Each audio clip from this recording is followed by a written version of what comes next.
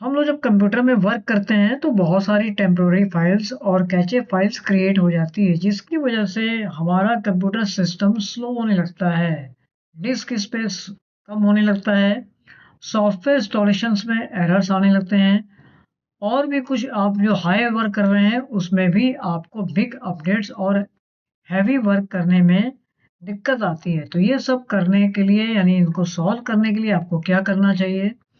हमको temp files और यानी टेम्प की बोथ फाइल्स क्लियर करना ज़रूरी होता है, पहला पॉइंट।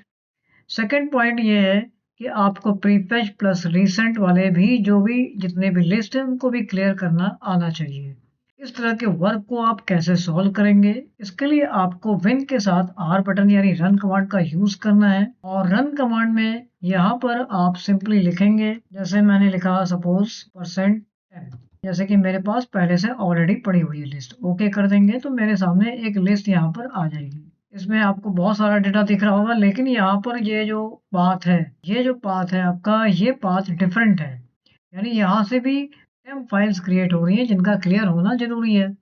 ये तो था एक पॉइंट। उस केस में आपको दूसरी पोजीशन मिल रही है, यानी इस बार हम लोग थोड़ी डिफरेंट पोजीशन पे आ चुके हैं, और डिफरेंट पोजीशन हमारा जो पाथ बन रहा है इस बार, ये पाथ मिल रहा है।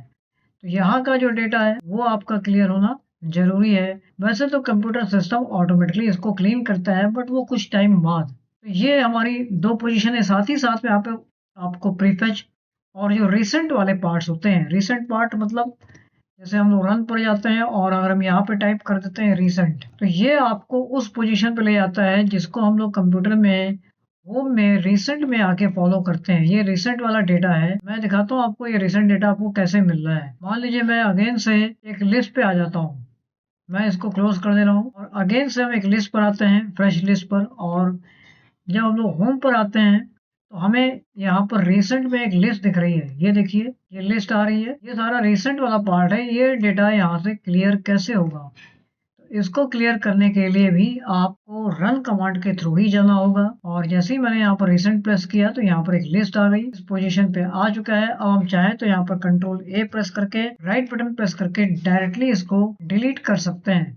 यहाँ देखिए डिलीट का ऑप्शन आ रहा है, हम इसको क्लियर कर सकते हैं। ऐसा करने से मेरा जो रिसेंट वाला पार्ट है वो वैकेंट हो जाएगा। मैंने यहाँ डिलीट कर दिया। प्रीफेच आप यहाँ टाइप करिए, ओके कर देना है। और देन इसके बाद हम अपनी लिस्ट को देखें तो यहाँ पर देखिए प्रीफेच की एक अच्छी खासी लिस्ट आ रही है। अब सपोज मैंने इसको भी क्लीन कर लिया। ऐसा करने से मेरे कंप्यूटर की परफॉर्मेंस अब काफ़ी पहले से बेटर हो चुकी है।